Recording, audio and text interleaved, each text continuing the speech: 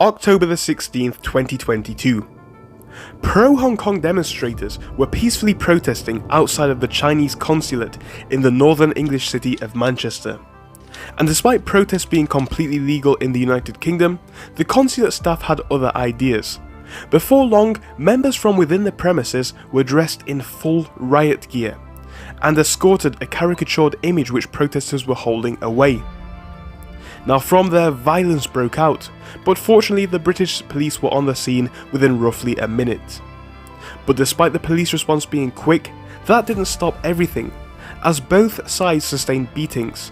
But the case of one protester stands out particularly, as he was dragged within the premises and beaten. Now just remember, all of this happened in the United Kingdom, a country with its own police force. And whilst people in all countries break the law all the time, this case stands out very much, because this is brutality not from an individual, but from foreign officials. This has undermined the UK's laws and procedures with this so-called secret police approach. And it seems to be something which has raised a lot of concerns, but not just in England and Manchester. Because since the incident, there's been a lot of speak about the potential of secret police stations not just in China, but all over the world. And whilst the Manchester incident isn't the sole spectacle for this topic, it is yet another instance of Chinese influence being used abroad. So let's dig deeper. In this video, we're going to look at who the secret police might be, what their aim is, why they are here, and everything else that you need to know. Now let's start off with the why. Why would a country like China want to have secret police forces?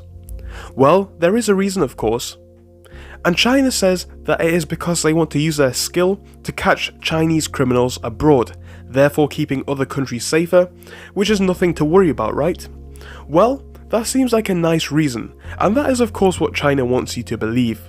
But there are certainly some holes in this story.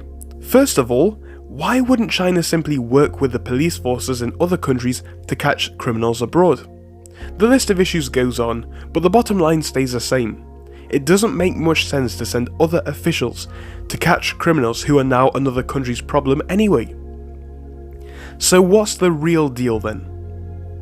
Whilst nobody knows for sure what the reason may be, the likely scenario for these police forces being present is to reinforce the grip of the Chinese government on the citizens no matter where they go.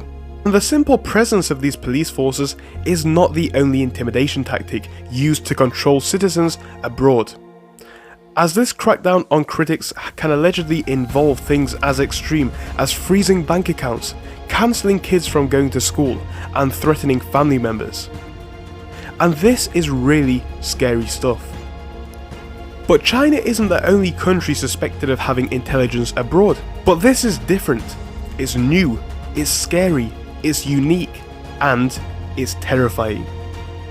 Because these buildings, suspected to be all over the world, are not buildings that you would expect. They are designed specifically not to stand out, and therefore these buildings can go unnoticed to most members of the public, hiding in plain sight as regular buildings which you would expect to see all over the place. For instance, some anticipate that the building in Glasgow is simply a takeaway. And this is where it gets really scary. Overall, the control of the Chinese authorities on their citizens appears to be growing stronger and stronger, now reaching the point where forces are able to monitor expats in their new home countries. And whilst this appears to be a China issue, it is concerning to all of us that this has been able to happen under the noses of our governments. But more worryingly than that, it shows us how extreme a regime can go to repatriate its own citizens. It's almost like something out of the film and book 1984. When making this video, I was clearly reminded of how good we have it in democratic countries. Sure, we may think that our leaders overstep the mark now and again, but it's nothing like what we saw in this video. So what did you think to this episode? It's been a lot shorter than normal, but we got through all that we needed to. Again, a longer video is going to be coming at you guys next week, so I hope you're going to be watching us in that one. Do make sure to watch our other videos, you'll see some of them on screen right now, but other than that, it's a goodbye. Thank you so much for joining us, and I'll see you again very soon.